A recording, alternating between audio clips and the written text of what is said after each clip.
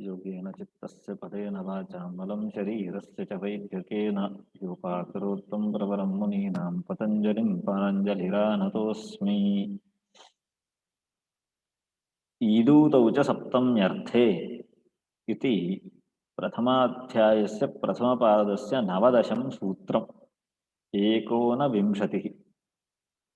ईदूतौ च सप्तम्यर्थे इति विभक्ते प्रविह्यमित्यनुवर्तमाने सप्तम्यर्थे पर्यवसन्नं यदीदूदन्तं तत्प्ररिह्यसंज्ञं स्यात् इति वृत्तिर्लिखिता। अस्य अर्थः एकदा अस्माभिर्दृष्टः। ईदूतौ इति सप्तम्यर्थस्य तत्र इदानीं विशेषणत्वं स्वीकृत्य वर्णग्रहणात् ईदूदन्तम् इति स्वीकृतं। तस्मात् सप्तमी इति प्रत्ययः इति कृत्वा सप्तम्यन्तम् इति कृत्यपि स्वीकर्तुं शक्यम् इति प्राप्य तत्र अर्थग्रहणमपि अस्ति। अतः अर्थग्रहणसत्त्वात् सप्तम्याः यः अर्थः अधिकरणम् इति, तर्हि तादृश अधिकरणशक्तिः यत्र ईदूदन्तात् प्रतिपुद्यते तादृशस्य ईदूदन्तस्य सप्तम्यर्थे वर्तमानस्य किं क्रियते प्ररिह्यसंज्ञा अनेन सूत्रेण विधीयते इति अस्माभिर्दृष्टम्। ततः परञ्च नेदं लोके प्रयुज्यमानं क्व अस्य उपयोगः इति पृष्टे छन्दस्येव कुत्र छन्दसि च इति प्रश्ने सुपां सुलुक् पूर्वसवर्णा चेयाडाड्या याजालः इति यत्र पूर्वसवर्णदीर्घो भवति तत्र एतस्य प्रयोजनम् अथवा यत्र लुक् भवति तत्र एतस्य प्रयोजनम् इति पक्षे प्राप्ते अन्यत्र एतस्य प्रयोजनमेव नास्ति। एतत् सूत्रं तत्रैव कार्यं कुर्यात् यतोहि ईकारान्त ऊकारान्त सप्तमी न वर्तते लोके इति प्राप्ते। ततः परञ्च उदाहरणानि दत्तानि मामकी तनु सोमो गौरी अधिश्रितः इति उभयमपि छन्दस्येव। अत्र सुपां सुलुगित्यनेन सुपः लुक् भवति इत्युदाहरणं दत्वा ततः परम् अस्माभिः दीक्षितेन्द्रैः किमुक्तमित्युदाहरणानि दृष्टानि। तत्र अर्थग्रहणं किमर्थम् इति प्रश्नः पृष्टः। अर्थग्रहणं किमर्थमिति प्रश्नस्य आशयोऽप्यस्माभिर्गृहीतः। ईदूतौ च सप्तमी इति सूत्रं क्रियते चेदपि ईदूद्रूपसप्तम्याः अभावात् कुत्र तर्हि प्रयोजनम् इति प्रश्ने सप्तम्यन्तस्य कृते एव प्रयोजनं। तत्र सप्तमी नावशिष्यते, प्रत्ययस्य लुक् भवति। तर्हि सप्तम्यर्थः इत्यर्थः लभ्यते एव। सूत्रे अर्थपदं नास्ति चेदपि सः अर्थः ईदूतौ च सप्तमी इत्येतावता एव लब्धुं शक्यः। अतः अर्थग्रहणं किमर्थम् इति प्रश्नः प्राप्तः। तस्य प्रश्नस्य उत्तरमपि लिखितं वृत्तौ अर्थान्तरोपसंक्रान्ते मा भूत् वाप्यामश्वः वाप्यश्वः इति। अस्य विवरणमपि अस्माभिर्दृष्टं। वाप्याम् अश्वः वाप्यश्वः इत्यत्र वापी ङि अश्वसु इत्यवस्थायां सुपोधातुप्रातिपदिकयोः इत्यनेन सुब्लुकि वापी अश्व इत्यवस्थायां लुप्तं ङि इति प्रत्ययं प्रत्ययलक्षणेन आदाय एतं ङि इति प्रत्ययं प्रत्ययलक्षणेन आदाय सप्तम्यन्तता अत्र वर्तते। अतः सप्तम्यन्ततायाः सत्त्वात् अत्र प्रकृतिभावे वापी अश्व इत्येव खलु रूपं स्यात् इति प्राप्ते तदर्थमर्थग्रहणमिति दीक्षितः लिखन्नस्ति। वृत्तौ अर्थान्तरोपसंक्रान्ते मा भूदिति। तर्हि अत्र वृत्तौ समासरूपवृत्तौ वापी इति यत् सप्तम्यन्तं वर्तते तत् अर्थान्तर उपसंक्रान्तम्। अत्र अधिकरणशक्तिः प्रधाना न वर्तते। तर्हि कः अर्थः अत्र वाप्यधिकरणकः इत्यर्थः। समर्थः पदविधिः इति सूत्रबलात्। अतः वापी शब्दस्य वाप्यधिकरणकः इत्यर्थः। तस्मादत्र अधिकरणशक्तिः प्रधाना न वर्तते। अतः सप्तम्यर्थस्य प्राधान्याभावेन इह प्रकृतिभावो न भवति इति प्रयोजनम् अर्थग्रहणस्य इति। एतावद् ईदूतौ च सप्तम्यर्थे इति विषये अस्माभिः सविवरणं दृष्टं। प्रकृते भाष्यं दृश्यते। भाष्ये तावत् सूत्रार्थः कः इति विषये चिन्ता नैव कृता। भाष्ये सूत्रार्थविषयक जिज्ञासा एव न कृता। साक्षात् भाष्यकारैः ईदूतौ च सप्तमी इत्येव सूत्रं भवतु अर्थग्रहणं किमर्थम् इत्येव प्रश्नः अकारि। तत्र प्रश्नं मनसि निधाय व्याख्यानम् आरभ्यते। तच्च श्लोकवार्तिकं तत्र उल्लिखितमस्ति। वार्तिककारेण श्लोकवार्तिकम् उल्लिखितमस्ति। ईदूतौ सप्तमीत्येव सिद्धे अर्थग्रहणाद् भवेत् इति एवं रूपेण ईदूतौ सप्तमीत्येव सिद्धे अर्थग्रहणाद् भवेत्। अनन्तरं पूर्वस्य चेत् सवर्णोऽसौ आडां भावः प्रसज्यते इति एका कारिका समाप्ता। वचनाद्यत्र दीर्घत्वं तत्रापि सरसी यदि अनन्तरं ज्ञापकं स्यात् तदन्तत्वे मा वा पूर्वपदस्य भूत् इति कारिका वर्तते। अत्र कारिकाद्वयमेव श्लोकवार्तिकद्वयमिति कथयामः। कारिका इत्युक्ते अत्र वार्तिकरूपा सा कारिका। अतः तद्वार्तिकं विभज्य व्याख्यानं करोति प्रश्नोत्तरानुसारेण भाष्यकारः। अतः प्रथमः प्रश्नः ईदूतौ च सप्तम्यर्थे इत्यत्र अर्थग्रहणं किमर्थम् इति। सः प्रश्नः कीयता वार्तिकेन उक्तः इत्युक्ते ईदूतौ सप्तमीत्येव इति वार्तिकेन उक्तः।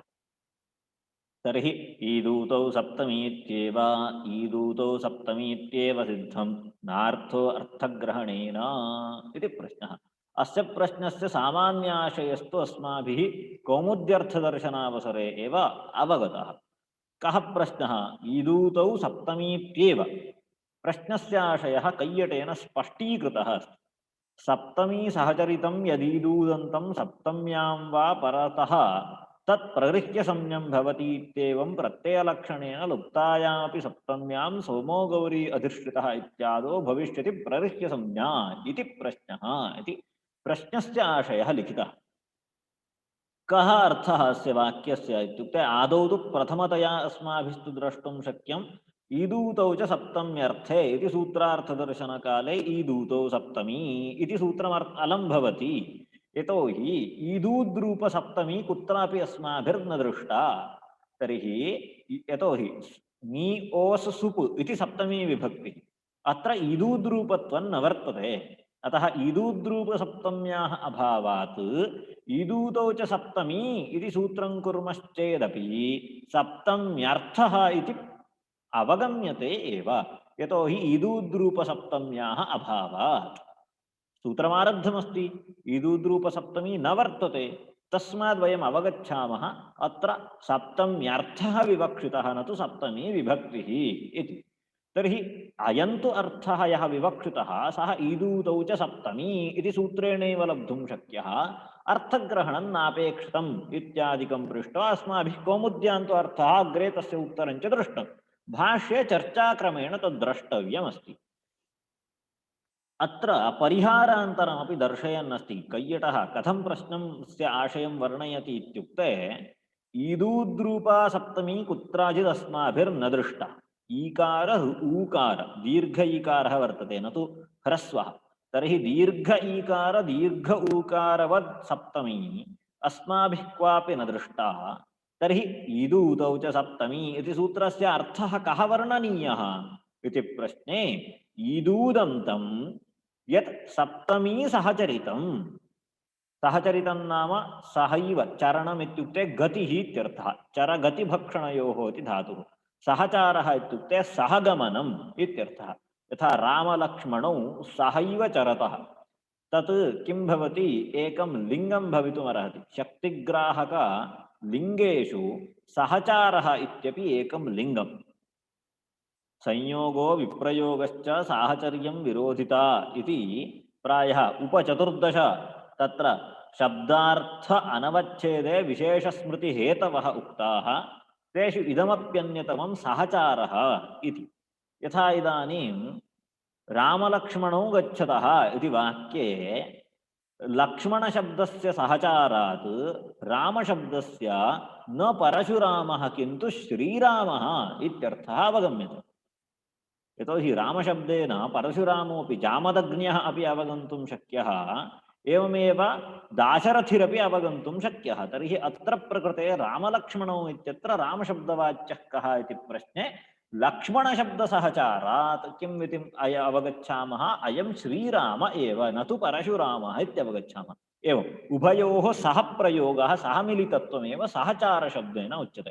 तद्वदत्र किं स्वीक्रियते, सप्तमी सहचरितं यदीदूदं तम् इत्युक्ते सप्तमीं प्राप्तवत् सप्तम्या सह वर्तन योग्यता यत्र प्राप्ता इत्युक्ते अधिकरणार्थकथनार्थकत्वं यदा अस्याः ईदूदन्तस्य तदा इत्यर्थः प्रथमस्य। कुत्कस्य सप्तमी सहचरितं यदीदूदन्तम् इति। अपरं किं वदन्नस्ति, सप्तम्यां परतः यदीदूदन्तम् अर्थात् पुरतः सप्तमी विभक्तिर्वर्तते, तस्मात् प्राक् प्रकृतिः या ईदूदन्तरूपा वर्तते तस्य प्रविह्य संज्ञा भवति इत्यर्थः उच्यते। सूत्रार्थः कः उच्यते, सप्तमी सहचरितम् ईदूदन्तम् अथवा सप्तम्यां परतः, पुरतः इदानीं सप्तमी विभक्तिरस्ति, कार्यं न कृतं, गौरी नि इति वर्तते, तर्हि सप्तम्यां परतः यदीदूदन्तं तस्य प्ररिह्य संज्ञा भवति इत्युच्यते। कुत्रापि दोषो भवति वा इति प्रश्ने कुत्रापि दोषो न भवति, समन्वयं कृत्वा दर्शयति। सोमो गौरी अधिश्रितः इति उदाहरणं, सोमो गौरी अधिश्रितः इति खलु कौमुद्याम् उदाहरणं, तत्र गौरी इति प्ररिह्य संज्ञकम् अस्माभिर्दर्शनीयम्। सप्तमी सहचरितं गौरी इति सप्तमी विभक्त्या सहचरितं वर्तते, तस्मात् तस्य गौरी इत्यस्य प्ररिह्य संज्ञा भवति इति प्रथमवाक्येन वक्तुं शक्यम्। द्वितीयं सूत्रार्थः कः दर्शितः, सप्तम्यां परतः यदीदूदन्तम् इति दर्शितः। तर्हि गौरी शब्दस्य सप्तम्येकवचनं यदा भवति तदा पुरतः सप्तम्यां परतः गौरी इति ईदूदन्तं तस्य प्ररिह्य संज्ञा भवति इति स्वीक्रियताम्। कथञ्चिदपि इदानीम् इष्टसिद्धिर्भवति, तस्मात् सूत्रे अर्थग्रहणं विनापि सूत्रार्थः यः विवक्षितः सः साधयितुं शक्यः, अतः सूत्रे पुनरर्थग्रहणं नापेक्षितम् इति प्रथमस्य प्रश्नवार्तिकस्य अर्थः। अतः प्ररिच्यसंज्ञं भवति इत्येवं प्रत्ययलक्षणेन लुप्तायामपि सप्तम्यां सोमो गौरी अधिष्ठितः इत्यादो भविष्यति प्ररिच्यसंज्ञा इति प्रथमः प्रश्नः इति कैयटः तस्य विवरणं करोति। तर्हि सत्यं वा, तर्हि अर्थग्रहणं मास्तु वा, अर्थग्रहणं विनापि इष्टसिद्धिर्भवति वा इति प्रश्ने तत्र पुनर्वार्तिकस्य द्वितीयः भागः आरभ्यते, लुप्ते अर्थग्रहणात् भवेत् इति। लुप्ते अर्थग्रहणात् भवेत्, लुप्तायां सप्तम्यां प्ररिह्य संज्ञा न प्राप्नोति इति। अस्माभिः कथं चिन्तनीयम्, एतद् भाष्यं कथं पठनीयम् इत्युक्ते ईदूतो सप्तमीत्येव सिद्धं नार्थो अर्थग्रहणेन इत्युक्तम्। तर्हि किमुदाहरणम् इति विचिन्त्यमाने उदाहरणं न लभ्यते, सत्यं खलु, सप्तम्यन्त ईदूदन्तं किमपि न लभ्यते। तर्हि कुत्र उदाहरणं, यत्र सप्तम्याः लुक् भवति तदेव उदाहरणमिति अस्माभिर्ज्ञायते पूर्वमेव, कौमुद्यां पठितमिति कृत्वा। भाष्यकारः एतावता तन्नोक्तवान्, अतः भाष्यकारः क्रमानुरोधं विषयं चिन्तयन्नस्ति। प्रथमतया किं पृष्टम्, ईदूतौ सप्तमीत्येव सिद्धम् अर्थग्रहणं नापेक्षितं। किमर्थं नापेक्षितम् इत्युक्ते सप्तम्यन्तं यद्यद्भवति तत्सर्वं सप्तम्यर्थे एव भवति। इदानीं मया पठ्यते बुद्धौ रामः अस्ति इति पठ्यते, बुद्धौ इत्यस्य बुद्धिम् इत्यर्थः स्वीकर्तुं शक्यो वा, नास्ति, बुद्धौ इत्यस्य अधिकरणे बुद्ध्यधिकरणे इत्येव अर्थः। तर्हि सप्तमी यत्र भवति तत्र अधिकरणमित्येव अर्थः, पुनः अन्यः अर्थः नोपलभ्यते। तस्मात् ईदूतौ च सप्तमी इति सूत्रं करोतु, अधिकरणार्थे इति लभ्यते स्वयं, पुनः अर्थग्रहणं नापेक्षितम् इति भाष्यकारस्य प्रथमभाष्यस्य अर्थः अस्माभिर्वर्णनीयः। किमर्थम् एवमेव वर्णनीयः इत्युक्ते अग्रे पुनः प्रश्नः अस्ति, लुप्ते अर्थग्रहणात् भवेत्। सत्यं भवान् वदन्नस्ति बुद्धौ इत्यत्र पुरतः सप्तमी वर्तते, सत्यं खलु, बुद्धिशब्दात् ङि इति प्रत्ययः, हरौ इति वद् रूपसिद्धौ बुद्धौ हरौ इति रूपं भवति। तत्र पुरतः सप्तमी विभक्तिर्वर्तते। सप्तमी विभक्तिर्वर्तते इति कृत्वा भवान् किं स्वीकर्तुं शक्नोति? अधिकरणशक्तिस्तत्र अस्ति, अतः ईदूतौ च सप्तमी इति सूत्रेणैव इष्टसिद्धिर्भवितुमर्हति इति भवान् वक्तुं शक्नोति। परन्तु छन्दसि क्वचित् पुरतः वर्तमानस्य वर्तमानायाः विभक्तेः लुक् भवति। सुपांसुलुक् पूर्वसवर्णाच्छेयाडाढ्याया जालः इति सूत्रेण। तथा यत्र लुक् भवति, लुप्ता भवति विभक्तिः, तत्र कथं प्रलिख्यसंज्ञा यदि सूत्रे अर्थग्रहणं नास्ति इति प्रश्नं पृच्छन् अस्ति। किमर्थं प्रश्नः उदेति? ईदूतौ च सप्तमी इति सूत्रं क्रियते चेत् पुरतः सप्तमी अपेक्षिता, सप्तम्यन्ततावा अपेक्षिता, तदानीमेव प्रलिख्यसंज्ञा कर्तुं शक्यते। सोमो गौरी अधिष्ठितः इत्यत्र गौरी शब्दादग्रे वर्तमानः ङिप्रत्ययः लुकालुप्तः, सः तत्र नास्ति। तर्हि गौरी इति अत्र सप्तमी न दृश्यते। सप्तमी दर्शनाभावेन ईदूतौ च सप्तमी इति सूत्रं करोति चेत् इष्टसिद्धिर्न भवति। अतः सूत्रे किं कर्तव्यं भवता? अर्थग्रहणं कर्तव्यम्। लुप्तायां सप्तम्यां प्रलिख्यसंज्ञा न प्राप्नोति क्व कुत्र? सोमो गौरी अधिश्रितः इष्यते अत्रापि इष्य तत्र किमपि प्रिंट नष्टमस्ति। इष्यते च अत्रापि स्यादिति, तच्च अन्तरेण यत्नं न सिद्ध्यति। सत्यं वा?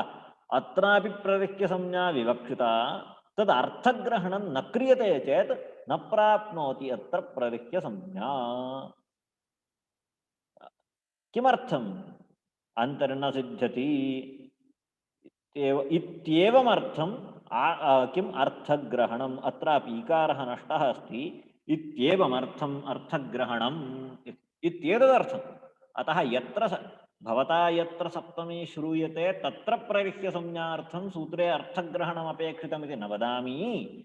यत्र तु सप्तमी विभक्तेः लुका अपहारः भवति तादृशसन्दर्भे प्रलिख्यसंज्ञायाः सिद्ध्यर्थं मया किम् अपेक्षितमित्युच्यते?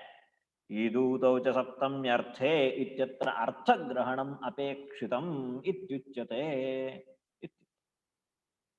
इदानीं संशयः प्राप्तः। भोः कुत्र नात्र सप्तमी लुप्यते? भवता उदाहरणं किं दत्तं? सोमो गौरी अधिश्रितः इति।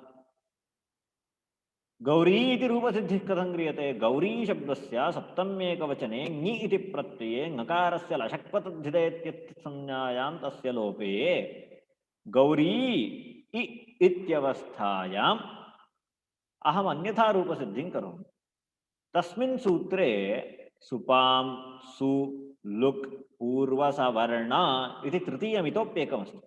लुक् केवलः नास्ति, पूर्वसवर्णः अपि अस्ति। पूर्वसवर्णः इत्युक्ते किं? पूर्वसवर्णः अत्र आदेशः, एकादेशः। तर्हि गौरी इत्यत्र दीर्घ ईकारः यः, पुरतः वर्तमानः ङि इत्यस्य ह्रस्व ईकारः यः, तयोः एकादेशरूपेण दीर्घ ईकारः आदेशो भवति। केन सूत्रेण? तेन एव सूत्रेण, सुपांसुलुक् इत्यनेनैव सूत्रेण। तेन बहूनि कार्याणि उच्यन्ते इति मया पूर्वमेव उक्तम्। तस्मात् तत्र लुगपि उच्यते तेनैव सूत्रेण, तेनैव सूत्रेण पूर्वसवर्णः अपि उच्यते। अत्र प्रकृते सोमो गौरी इत्यत्र पूर्वसवर्णः न तु लुक् इति वदति सः। अतः सोमो गौरी अधिष्ठितः इत्यत्र सप्तम्याः लोप एव नास्ति, लुगेव नास्ति। तस्मात् तत्र सप्तमी इतोप्यस्ति। भवता अर्थग्रहणस्य किं प्रयोजनमुक्तं? लुप्ते प्रयोजनम् इत्युक्तम्।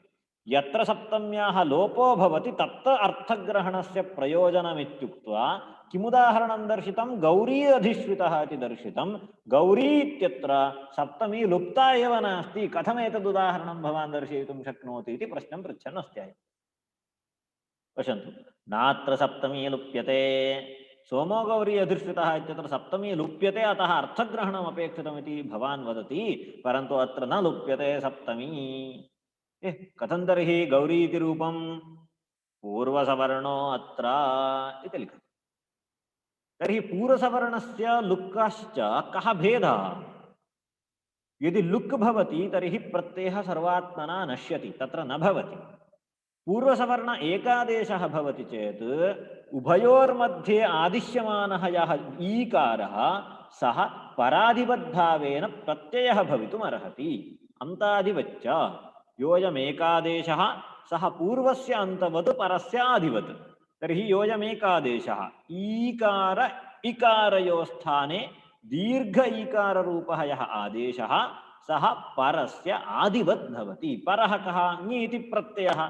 तद्वद् भवति चेत् इदानीं सप्तमी तत्रैव अस्ति, कुत्रापि न गता।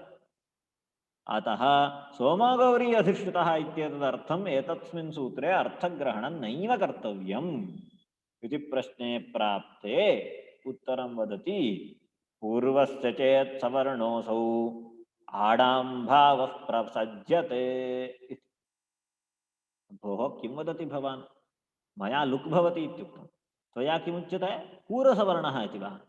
पूर्वसवर्णः यदि भविष्यति तर्हि नदी शब्दे यथा नद्याम् इति रूपं भवति, गौरी शब्दे सप्तम्येकवचने यथा गौर्याम् इति रूपं भवति, तद्वदत्रापि गौर्याम् इति स्यात्, गौरी इति भवितुं नार्हति। किमर्थम् इति प्रश्ने गौरी इत्यवस्थायां पूर्वसवर्णकरणसन्दर्भे इतोपि कार्यद्वयम् एक्स्ट्रा प्राप्नोति। किं तत्? आण् नद्याः इत्यनेन आडागमः, ङेरां नद्यां नीभ्यः इत्यनेन ङि इत्यस्य आमित्यादेशश्च। तर्हि इदानीं तत्र ङि इति नास्त्यैव। ङि इत्यस्य स्थाने कः आदेशः? आम् इत्यादेशः। तर्हि किं जातं? गौरी आम् इति जातं। सर्वं योजयन्ति चेत् सन्धिषु कृतेषु गौर्याम् इति रूपं निष्पद्यते। अपेक्षितं किं रूपमासीत्? गौरी इति रूपमासीत्। ईकारान्तं गौरीति रूपम् अपेक्षितमस्ति, सिद्धं तु किं रूपं? गौर्याम् इति रूपम्। अतः पूर्वसवर्णं कर्तुं भवान् प्रवर्तते चेत् तत्र पूर्वसवर्णं बाधित्वा आडाम्भावः प्रसज्यते। यदि आडाम्भावो भवतः तर्हि गौरी इति रूपमेव न सिद्ध्यति। भोः सम्यक् चिन्तयति। सः वदति सुपांसुलुग् इत्यनेन एव सूत्रेण लुक् विधीयते, सुपांसुलुग् इत्यनेनैव सूत्रेण पूर्वसवर्णः विधीयते। सत्यं वा? लुकि कर्तव्ये आडाम्भावस्य प्राप्तिर्नास्ति, पूर्वसवर्णे कर्तव्ये आडाम्भावस्य प्राप्तिः इति कथं भेदः उच्यते? एकस्मिन् चक्षुषि तैलम्, एकस्मिन् चक्षुषि जलम् इति कथं कर्तुं शक्यते? एकेनैव सूत्रेण कार्यद्वयमपि विधीयमानं, तत्र लुकि कर्तव्ये आडाम्भावो न प्राप्नुतः, पूर्वसवर्णे कर्तव्ये तु आडाम्भावो प्राप्नुतः इति भेदः कथं प्राप्यते, कथं साध्यते भवता इति पृष्टे तस्य उत्तरमस्ति। सर्वविधिभ्यः लुक् विधिः बलवान् भवति, सर्वविधिभ्यः लुग् विधिः बलवान् भवति। तर्हि सुपांसुलुग् इत्यनेन यदि लुक् विधीयते तर्हि सः अन्यत् सर्वं कार्यं बाधित्वा स्वयं प्रवर्तते। परन्तु यदि पूर्वसवर्णः विधीयते तर्हि पूर्वसवर्णस्य बलवत्वं वक्तुं किमपि कारणं नास्ति, अतः तत्र आडाम्भावावपि प्रसज्येते इति भेदः अस्ति। अतः पूर्वसवर्णः इति यदि भवान् वदति तर्हि आडाम्भावः प्रसज्यते, गौर्याम् इति रूपमेव भवितुं नार्हति इति दोषः निष्पद्यते। अतः किमर्थव्यम्? अत्र सुपांसुलुग् इति लुगेव भवति इति स्वीकर्तव्यम्। लुक् भवति चेत् तत्र सप्तमी नास्ति, लुका अपहारात्। तर्हि यत्र लुक् भवति तत्र प्रगृह्यसंज्ञार्थं सूत्रे किमपेक्षितम्? अर्थग्रहणम् अपेक्षितम् इति साध्यम्। अवगतं वा? तत्र एकादेशं बाधित्वा आडामौ स्याताम् इति कैयटः लिखति। आडाम्भावः इत्युक्ते आण् नद्याः इत्यनेन आडागमः, ङेरां नद्यां नीभ्यः इत्यनेन ङे इत्यस्य आमित्यादेशश्च आडाम्भावशब्देन उच्यते इति प्रथमकारिका प्रथमं श्लोकवार्तिकं समाप्तम्। प्रथमश्लोकवार्तिकेन तर्हि किं साधितम् इति प्रश्ने यत्र लुक् भवति तत्र प्रसंगे, यत्र सप्तम्याः लुक् भवति तत्र प्रसंगे प्ररिक्य संज्ञायाः सिद्ध्यर्थम् ईदूतौ च सप्तम्यर्थे इति सूत्रे अर्थग्रहणम् अपेक्षितम् इत्येव प्रथमकारिकया साधितम्। इतः परं द्वितीयकारिका आरभ्यते। अस्माभिस्तु कौमुद्याम् अर्थग्रहणस्य अन्यदेव प्रयोजनं दृष्टमस्ति। वृत्तो अर्थान्तरोपसङ्क्रान्ते मा भूदिति तदितोपि नोक्तं भाष्यकारेण। भाष्यकारस्तु इदानीं कुत्र अस्ति? केवलं यत्र लुका अपहारो भवति तत्र प्रयोजनमिति वदन्नस्ति। सत्यं वा? तस्मात् इतोपि अग्रे भाष्ये तत्र पर्यन्तम् अस्माभिर्गन्तव्यमस्ति। वृत्तौ अर्थान्तरोपसङ्क्रान्ते मा भूदिति पर्यन्तम्। अतः तद्भाष्यं द्वितीयवार्तिकमारभ्य श्वः द्रक्ष्यामः। अस्तु। योगेन च पतेन वाचां मनं शरीरस्य च वैद्यकेन योपाकरोत्तं प्रभुरं मुनीनां पतञ्जलिं प्राञ्जलिरानतः।